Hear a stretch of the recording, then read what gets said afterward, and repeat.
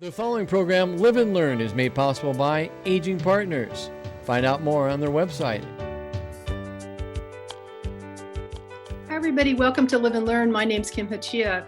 On my segment, we'll be talking with Randy Jones, who's the Director of Aging Partners, and we'll be talking about how the agency has made some changes to cope with COVID-19. Stay tuned. Hi, I'm Lita Powell-Drake. I want you to take a good look around your house at all the stuff that you've accumulated over the years. Do we really need all that stuff? What are we going to do with it? Well, Janine Bryan, Changing Spaces, is with us today, and she's got some great advice. Stay tuned. Welcome to Live and Learn. I'm your host, Jerry Renaud. All of us depend on the media for so many different things, whether it's news, information, commercials, finding out about the latest products, or the latest sports scores. But it seems to be an area that is changing rather dramatically. We have a fabulous guest with us today. It is Dr. Sherry Vale, who is the new Dean of the College of Journalism and Mass Communications. She's going to talk to us about the media and the delivery of information and how it's changing. Don't go away. It's wonderful being with you on Live and Learn today. I'm Kristen Stoes, and this national championship bat I am holding has more than a few notable names inscribed.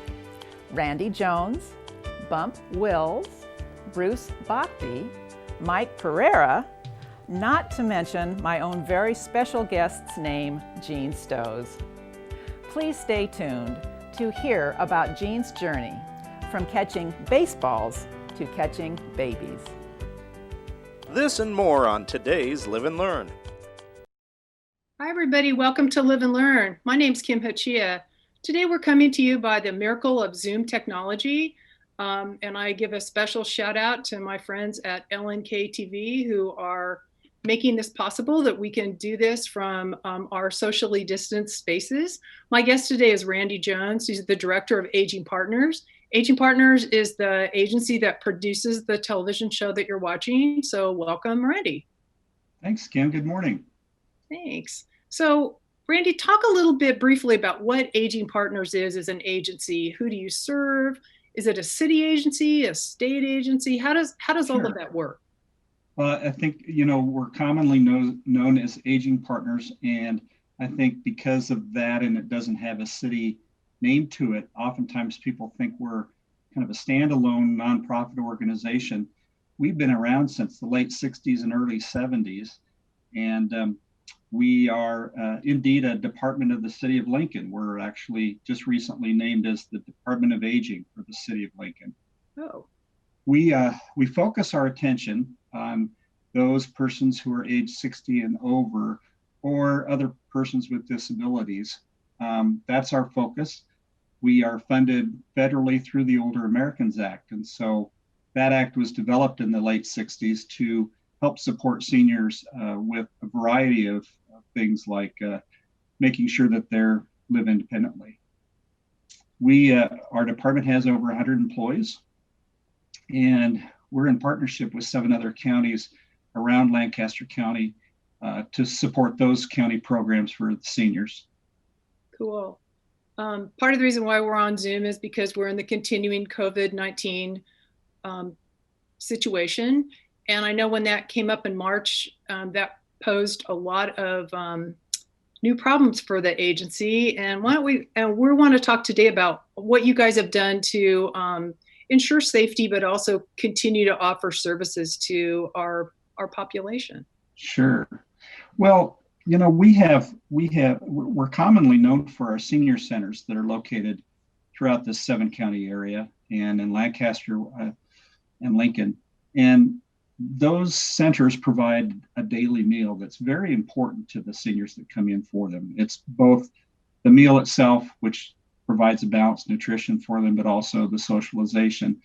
So because we have to close the centers, and they're still closed at the time of this taping due to COVID, we had to figure out a way of continuing to support those seniors. So we've been distributing home delivered meals and delivering them to the most frail in Lincoln.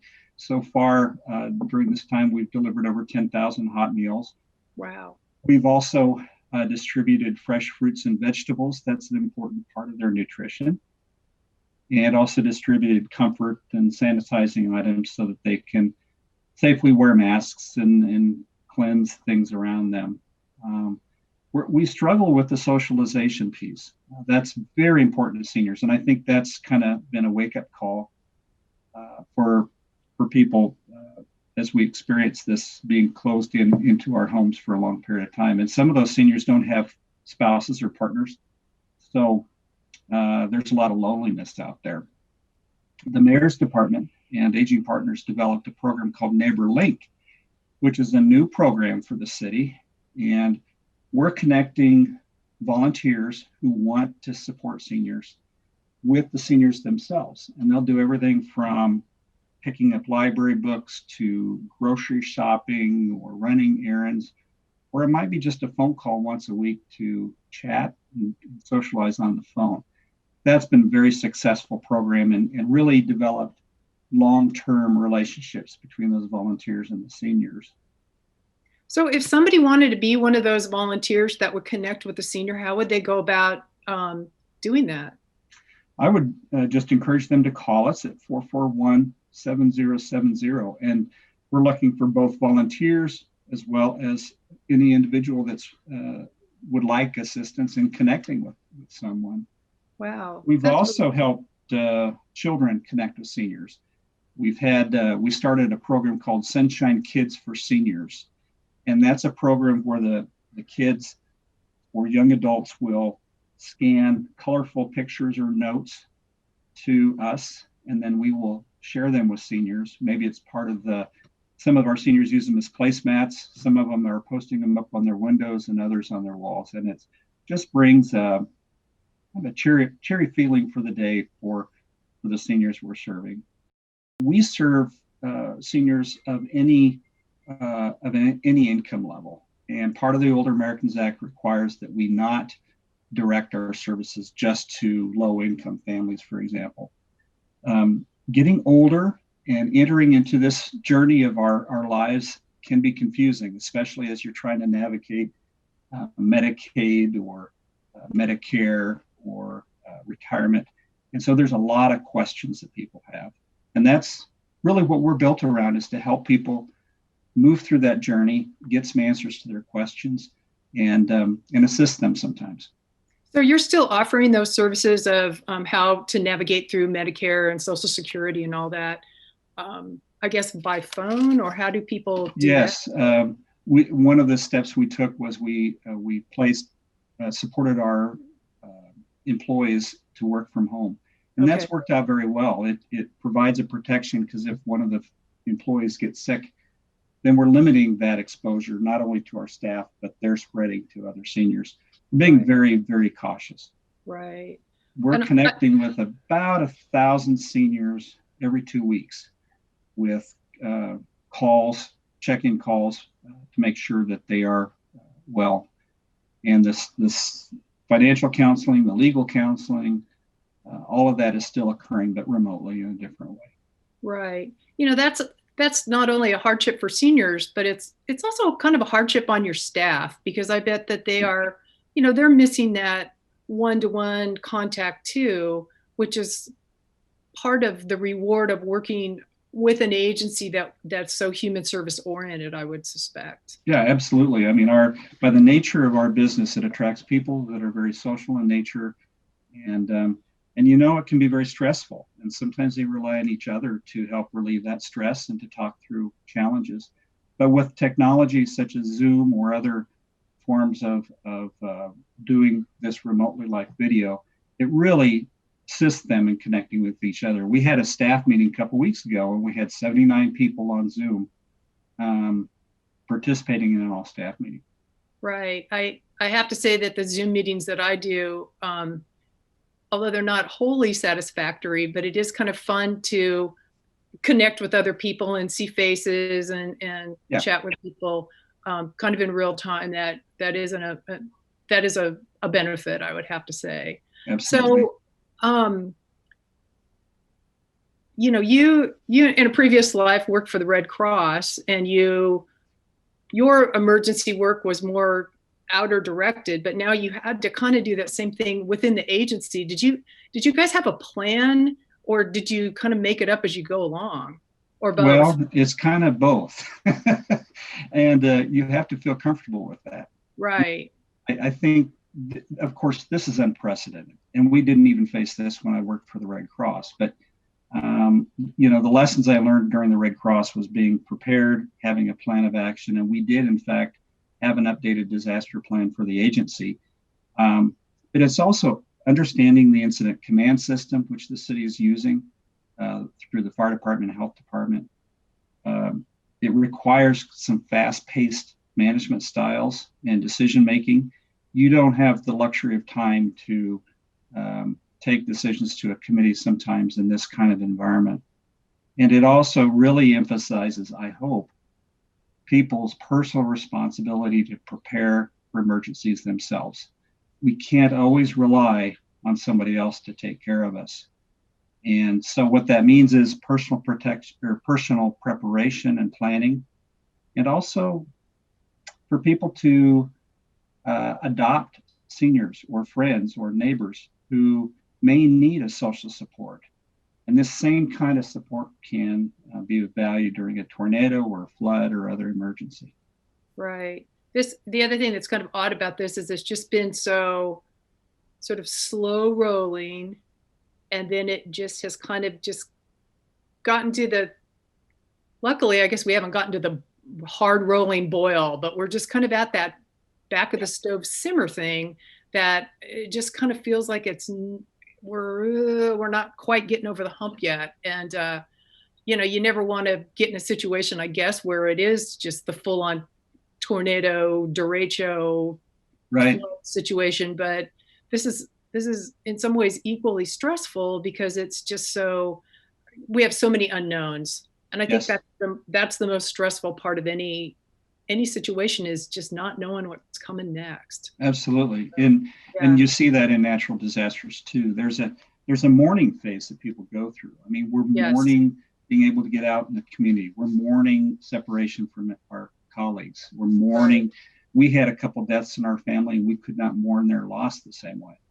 So, part of the phase of getting through mourning is acceptance and understanding and communication. And we're kind of stuck in that phase where I think we've come to some acceptance, but we've got to continue to communicate with each other more and more and see hope, at the end of the tunnel in order to get through that mourning phase.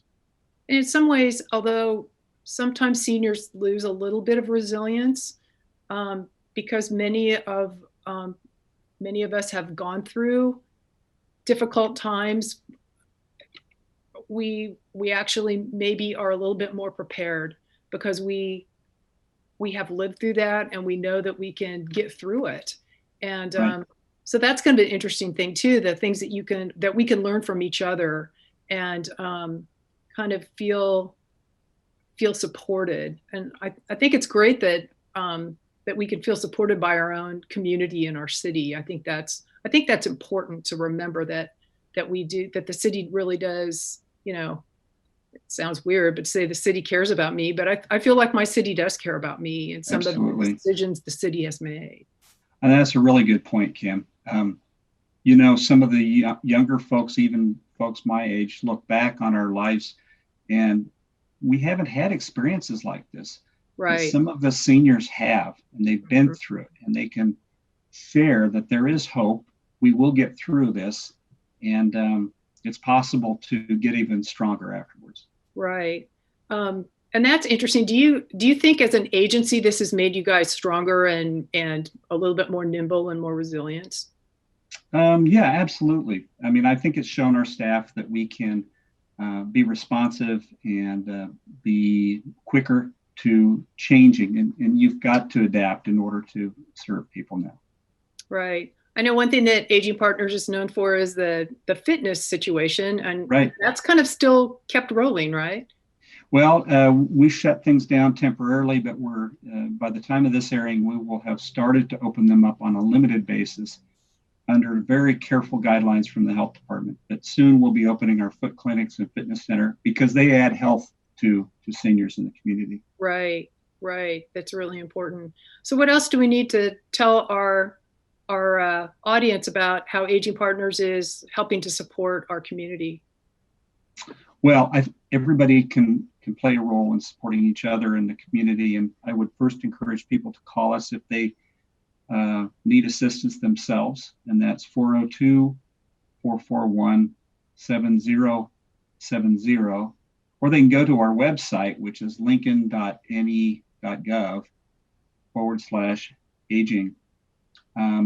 We're working with UNMC right now to evaluate and study social isolation and see how we can play a role moving forward. So we're really looking forward to the outcome of that survey and kind of adapting some of our programming.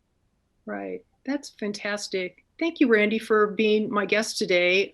It's been a pleasure talking to you, even though we're miles apart. And I'd just like to remind our audience that it's never too late to live and learn. Thanks, Kim. You're welcome. Hi, I'm Randy Jones with Aging Partners. Did you know that Lincoln expects a 75% increase in the number of seniors living in our community over the next 15 years? Aging Partners is a community service that provides fitness programs to help keep older adults strong and healthy. This year, Lincoln Cares donations are providing funds for new fitness equipment. You can help make this happen. Sign up to support Lincoln Cares and add $1 to your LES bill each month. Hi, I'm Lita Powell Drake, and today we're going to be talking about something that is going to affect all of us, and because as we age, we've accumulated a lot of stuff. And what are we going to do with all the stuff that we have in our house? Kids don't want it. Who wants it? Well, with us today is somebody who knows about this, Janine Bryant of Changing Spaces. Where do we begin, Janine? Well, that's a good question, Lita. You're absolutely right. We do tend to accumulate a lot of things over the years. And you're right. Your kids may not, well, they certainly don't want all of it. They may want some of it, but you're going to have to deal with a lot of it. So what I think one way to really start, the best way to start, is to think about, what do I really want to leave behind to my kids?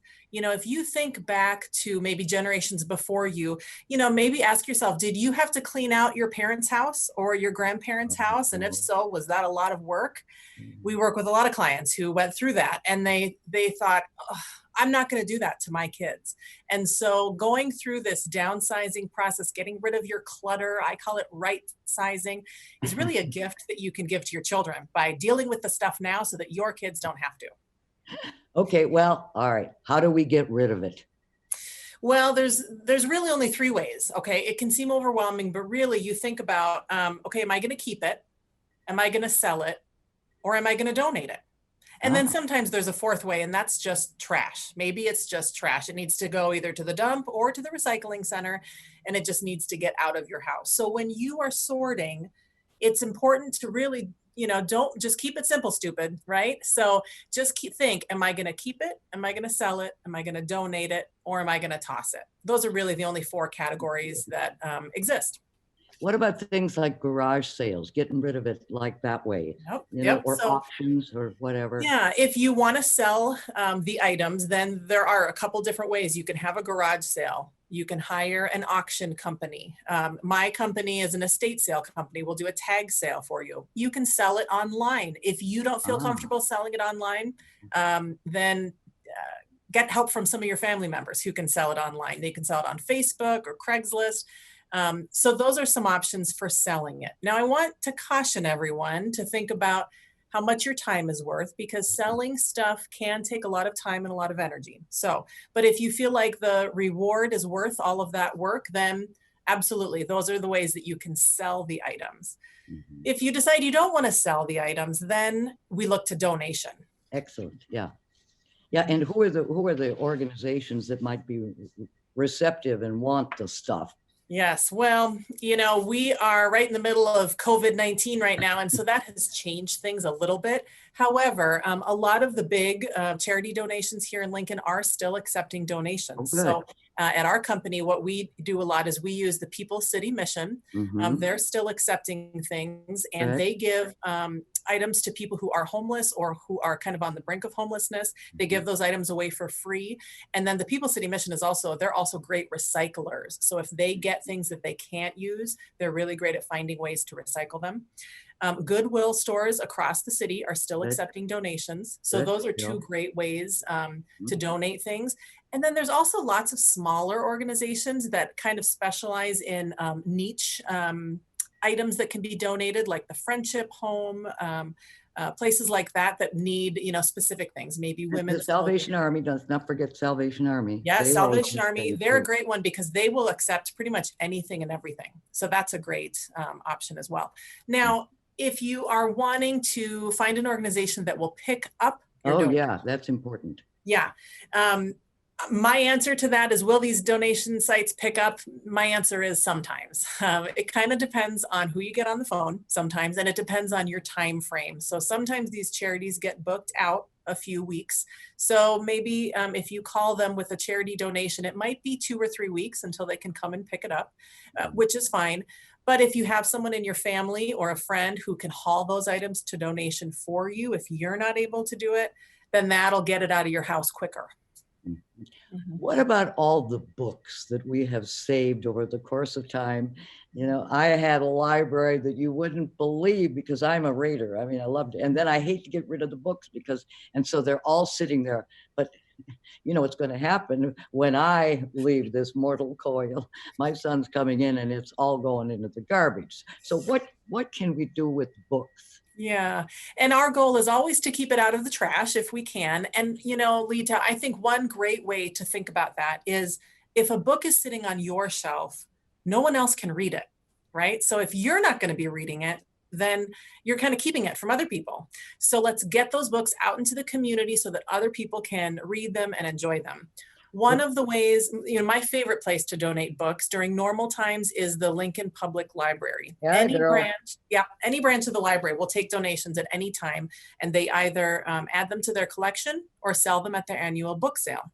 Now, I mentioned earlier that we're recording this during COVID-19, and so I think right now the library is not yet accepting donations of books, but Goodwill is still accepting those donations, so you can take them to Goodwill, or you can wait until the library is accepting those books. There's also little free libraries around town. Lita, I don't know if you've seen those. I've read about them, yeah. Yeah, they look like little birdhouses kind of, Yeah. but people put books in them and people from the community can just take them for free. So that's a great resource as well. But think to yourself, if you have a lot of books, if I'm not going to read it again, Yeah. then let's get it out into the community so other people can enjoy it. As we age, our shape changes. We shrink. I've already shrunk 2 inches. And maybe you get bigger, maybe you get smaller, and the clothes don't fit. But you don't want to get rid of them because you paid a lot of money for that particular dress or that coat. So where do you suggest we do what should we do with clothing? Yeah.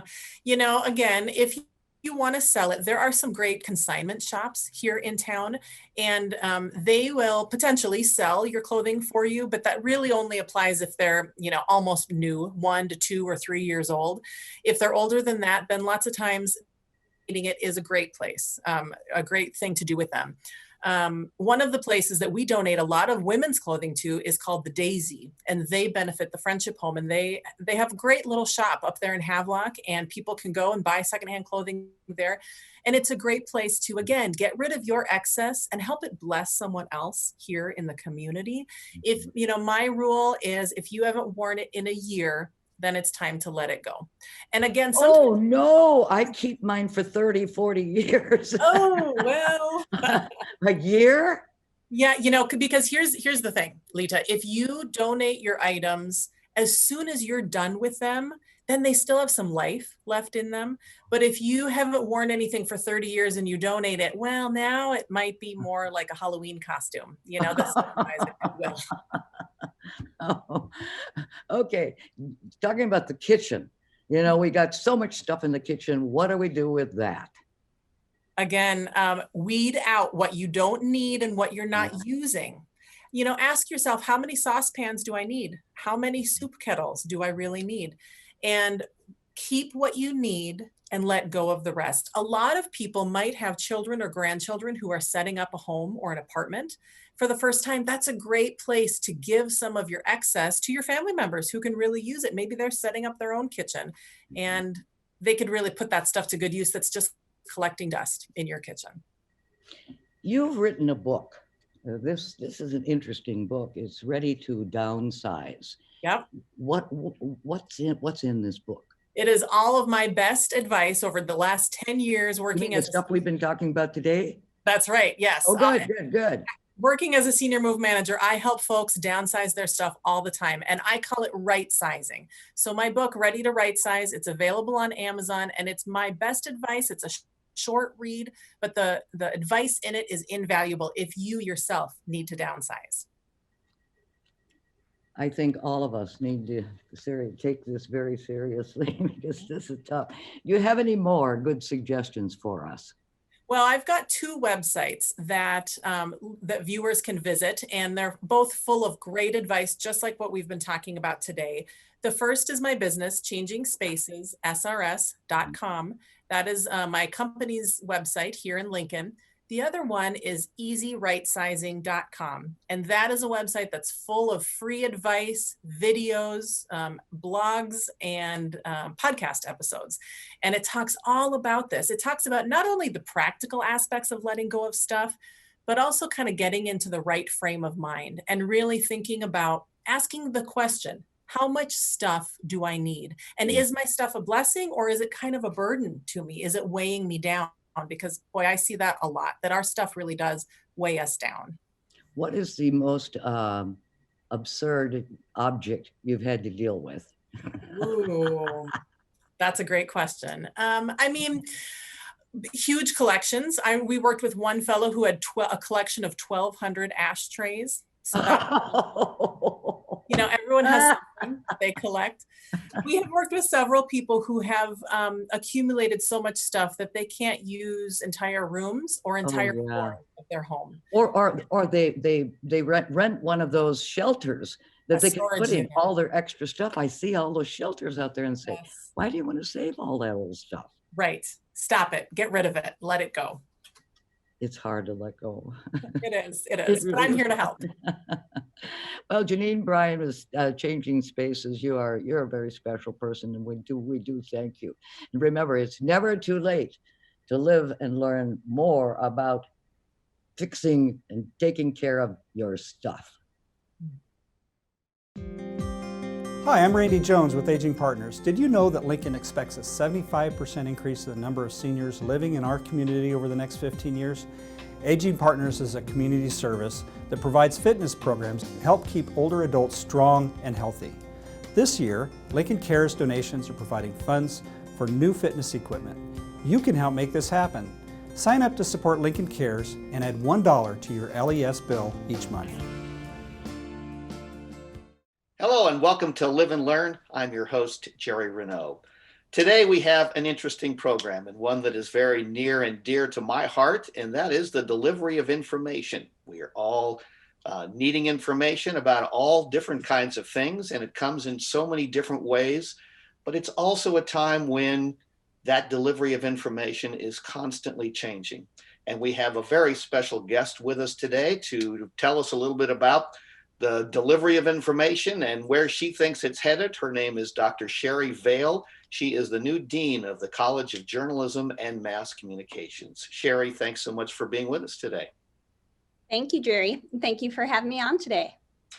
Let's talk a little bit about you before we get talking about information. You have a fun, interesting story. You're from the Midwest, but as an academic, you have traveled to some other interesting places, a couple of them, again, near and dear to my heart. Tell us a little bit about your travels and how you ended up here in Nebraska.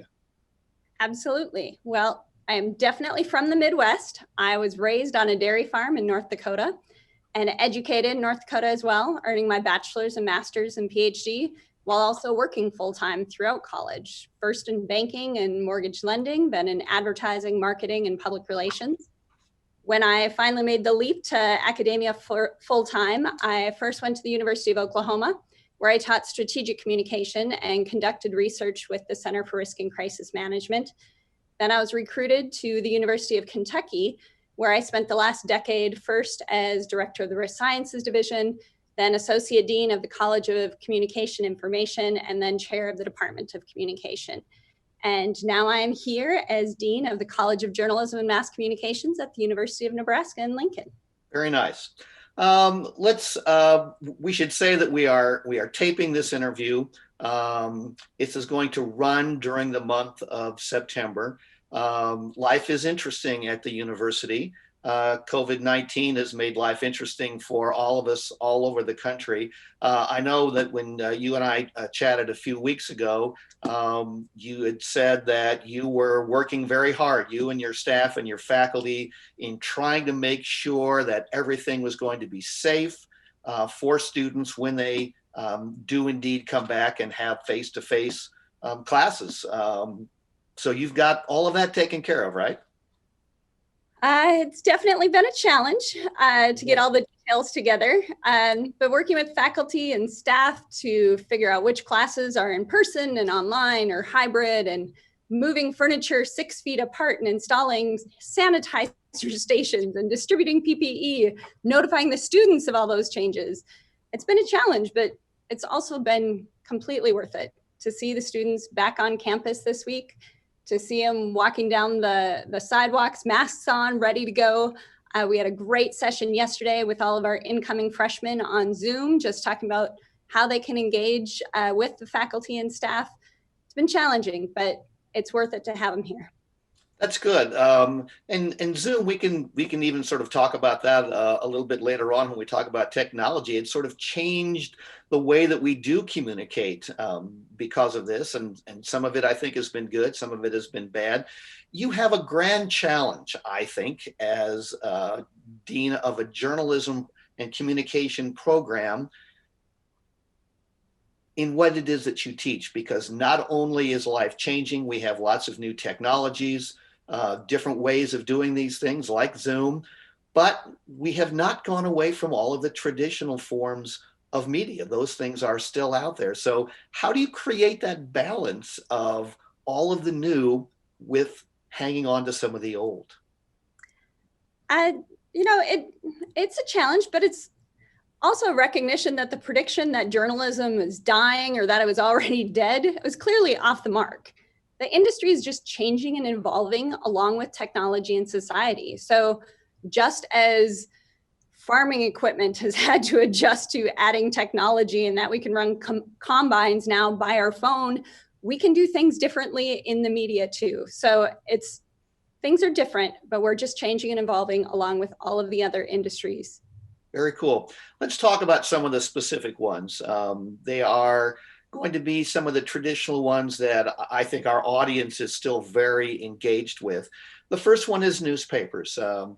10, 15 years ago, it was the demise of the newspapers. It's going to go away. And it really hasn't. I mean, it's changed a little bit, and they have had to engage in some social media kinds of things in promotion and delivery of that information. But that newspaper is still there, and it's one that people depend on all the time.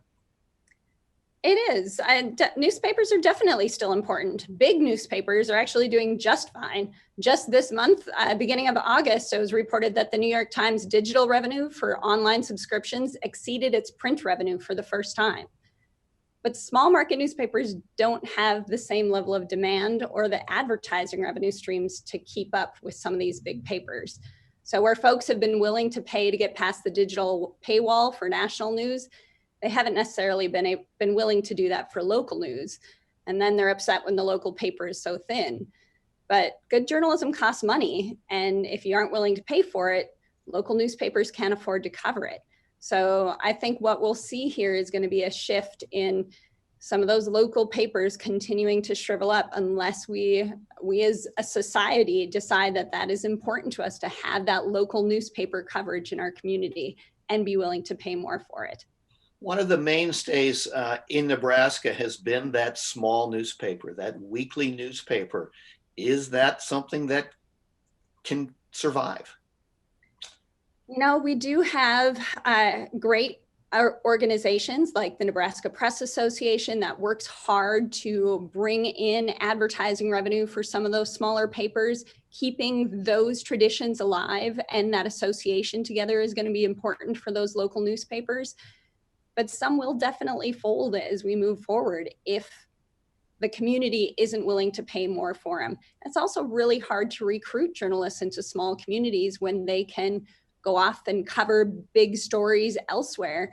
It's just the number of students we have coming in who want to go back and cover local journalism is shrinking, and it's going to be a problem for us. I think that's a shame too, because I started my career in a smaller town, and it was one of those things where you got to do everything and you got to cover everything, and you got to know the mayor and you got to know the sheriff, and you got to go down and have coffee with the farmers in town and find out what was going on. I thought it was a great experience. I loved it. Yeah, it's just really hard for one person or two people or at three people even to do all that coverage depending on the community. Yeah, you're right. Okay, let's switch over to television. Television is an interesting animal unto itself.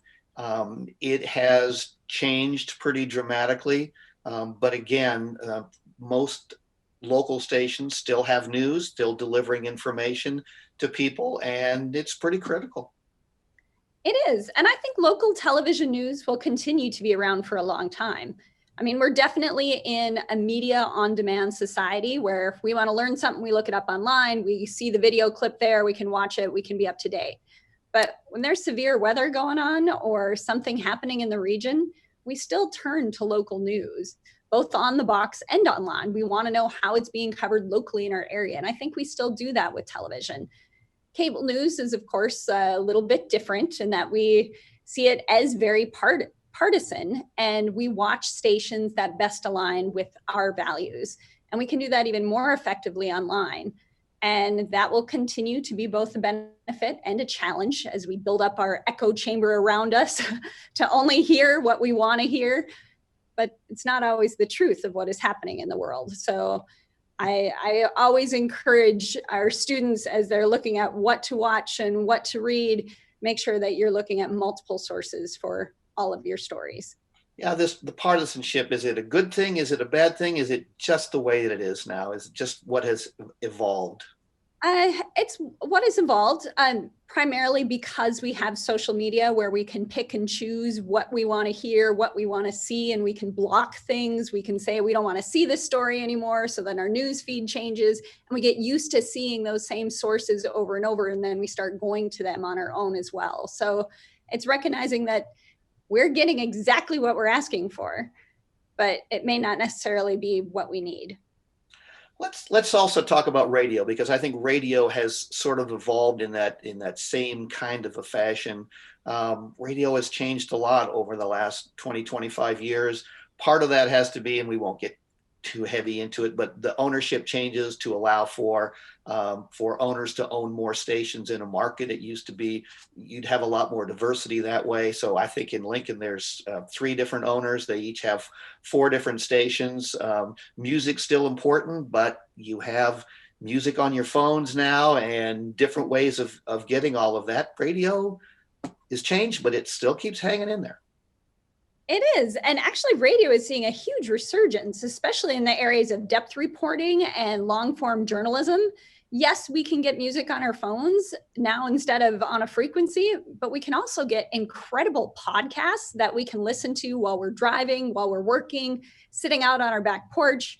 Radio stations that have struck the right balance with this of releasing live podcasts and then releasing it later online on demand, in some cases for a subscription fee, they've seen a huge uptick in listenership. So again, we're looking at the foundation of journalism. Journalism is still there. And actually we're seeing an increase in really in-depth reporting coming out on podcasts right now, which is being streamed out through radio. Yeah, I think it's a great idea. And you've got a great faculty member with Rick Alloway, who I know is doing some teaching the students about the podcast, because it's not just flip on the microphone and start talking. It involves some research and understanding your subject and how you deliver that information. Absolutely. And Rick, of course, is the voice of Nebraska, right? We've heard him for so long, and students who can get their own voice in that manner where they become someone that you want to listen to, but it's always going to come back to the content. You have to actually be delivering something that people want to listen to and that they want to come back and hear again in a different perspective. So I think there's a lot of opportunity coming out of that area. And as long as we can get rid of the idea that it has to be on the radio versus online or on our phone, it's audio. Audio news is what we're looking at today. How about magazines? I mean, that's something that's been a mainstay for long periods of time. I'm still amazed that I still get magazines delivered through the mail to my house, and I find them interesting and read them. And our own organization has its own magazine, Living Well magazine, which is a great magazine. Is that going to continue, do you think? Actually, magazines are doing pretty well right now, but they're a leisure activity. The stories have a shelf life because they aren't covering breaking news. So society and lifestyle magazines are actually seeing a gradual increase in readership again in paper format. So it's just as the idea of holding a good book in your hands rather than on your Kindle is seeing a little bit of a resurgence, so too is having that actual paper magazine in your hands. It harkens back to having time and comfort in your home, and to have a good magazine about a hobby or organization you love, it's really important today. One of the things that has also changed is the way that we should talk about commercials and public service announcements and all of those kinds of things. It used to be the standard 30-second commercial. It was on radio, it was on television. We'd have the big double truck ads in newspapers. We would have the specials for all the grocery stores. But that sort of changed a little bit, hasn't it? The way we see ads now. We see them on Facebook, we see them on our phones, we see them all over the place. So those folks have been very creative in trying to sell us products. And advertising is definitely more targeted today, but that also means that it's less wasteful. We are an on-demand society. If we want something, we want to read it. If we want to see it, if we want to hear it, we're willing to sit through the ads. But it makes much more sense to show you an ad about something you actually want to buy than it does to show you ads about a million things that you could care less about. So it's a good and a bad thing. As always, I just glanced at the clock and I'm running out of time. That always seems to happen, but put you on the spot a little bit here, just briefly, not really. Where are we going in the future? How are we going to get information in the future? Is it going to continue to change and evolve? Absolutely. Just going back to my first question today, is journalism, talking about journalism being dead or dying? It's not at all. It's changing. It's evolving. It's evolving with technology. It's evolving with society. And we need to evolve along with it as educators to make sure that our students are well prepared to work in an industry where you have to be able to go back and forth from audio to print to television to online. It's a whole different world, but we're preparing our students to be ready for it. Excellent. Will you come back in 6 months and tell us how it's going? I would love to. Very good. Sherry, thanks so much for being with us today and giving us some updates on what's happening at the College of Journalism and Mass Communications and what's happening in the world of information delivery. That's all the time we have for this segment. I'm your host, Jerry Renaud. And remember, it's never too late to live and learn. Hi, I'm Randy Jones with Aging Partners. Did you know that Lincoln expects a 75% increase in the number of seniors living in our community over the next 15 years? Aging Partners is a community service that provides fitness programs to help keep older adults strong and healthy. This year, Lincoln Cares donations are providing funds for new fitness equipment. You can help make this happen. Sign up to support Lincoln Cares and add $1 to your LES bill each month. It is my pleasure to introduce a gentleman I have known and loved since 1970, Dr. Gene Stos. His successful medical career as an obstetrician-gynecologist speaks for itself. But today, we are going to talk about his amazing experiences in baseball. Welcome, Jean. Thank you. It's very fun to have you sitting there. Nice to be here, sweetie. Good. I would like to start with what you feel was a major influence on your love for and your talent in baseball. You know, my earliest memories go back to Alma, Kansas, playing catch with my dad, age 3 or 4, taking ground balls, and even had a wooden bat that we used to go out to our unpaved street, grab the rocks, throw it up, hit them, and would do that for hour after hour. And unfortunately, I broke a few neighbors' windows along the way. But anyway, as a family, we moved to Grand Island when I was 7. Okay. And that gave me the first opportunity to play organized baseball in Grand Island's Little League program. I can remember at age 11, I figured out how to throw a curveball for the first time, and none of the hitters could hit the curveball, and that served me well. As I got older and the competition got a little stiffer, that became my go-to pitch, my strikeout pitch. And I remember at age 13, my father ordered a pitching machine from a catalog, and we built a batting cage on the farm outside of Grand Island, and all the extra hours of batting practice that served me well down the road. Everybody enjoyed the pitching machine. Please talk about your high school baseball experience then.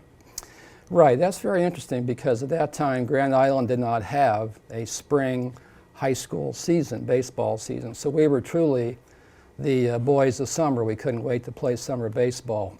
And Grand Island did have a very, very strong Legion program.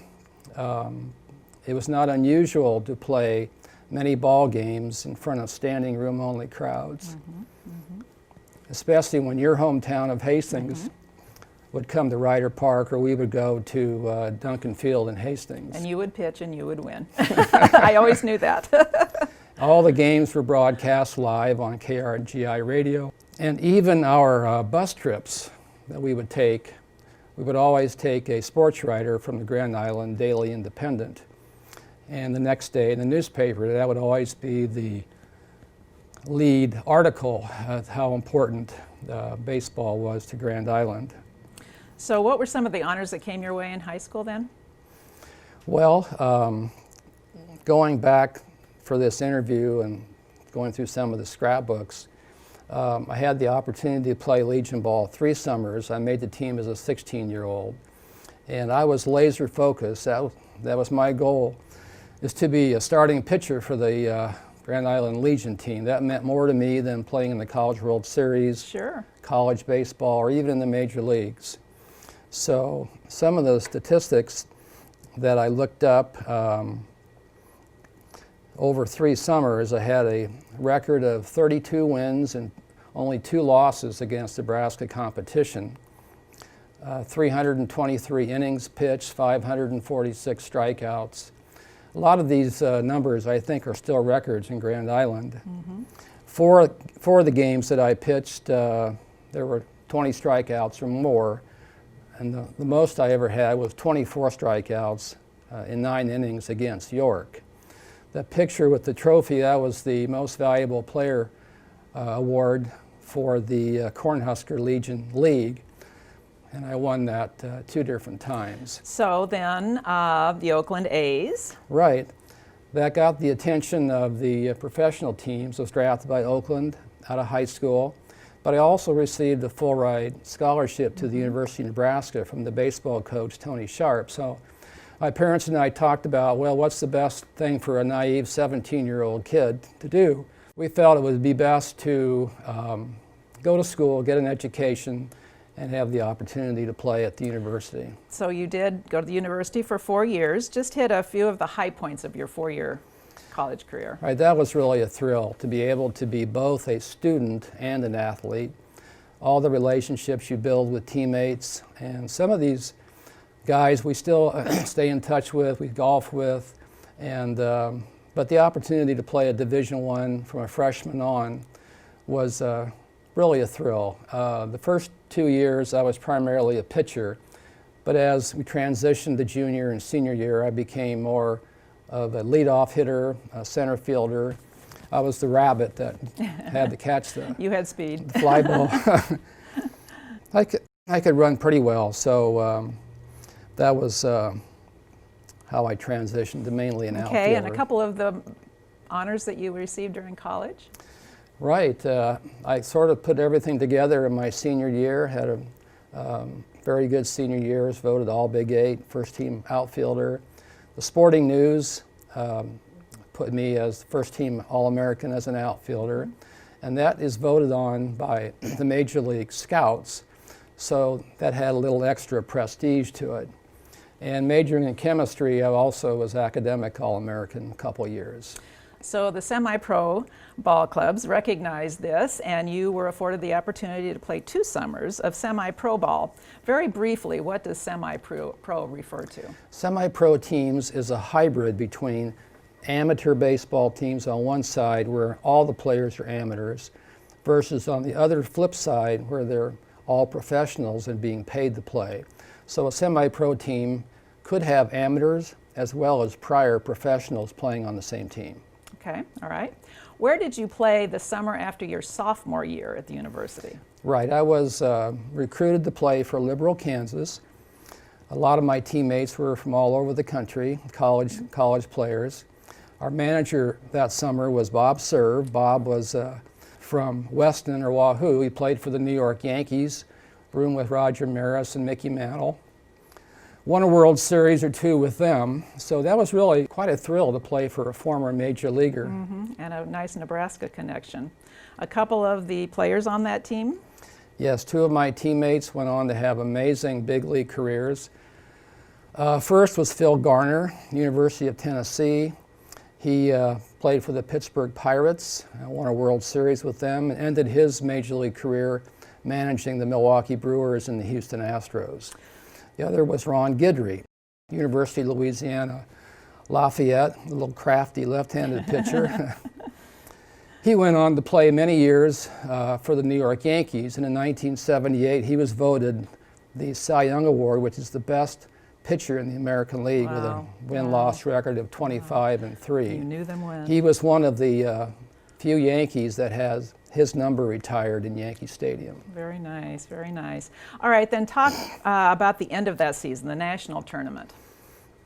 Yes, the semi-pro summer league meets at the end of the year to play for the national championship in Wichita, Kansas. Now think of the College World Series of 8 teams, add 24 more teams to that, and you have a 32-team double elimination tournament. It's a huge, huge tournament, a big deal. And our Liberal team that summer came in 3rd place. We lost to one of the Alaska teams and to the eventual winners, the Grand Rapids, Michigan team. On that picture there, you see Ron Guidry in the middle being congratulated by Steve Rogers and Kenny Alfrey. And that's, we had just won the state tournament. You were on a high. Then the summer after your junior year at the university, you played for the Anchorage Glacier Pilots. Just playing baseball in Alaska was an interesting experience. To put it mildly, Yes. Yeah, I jumped at that opportunity to play in Alaska. Of course, that's the land of the midnight sun.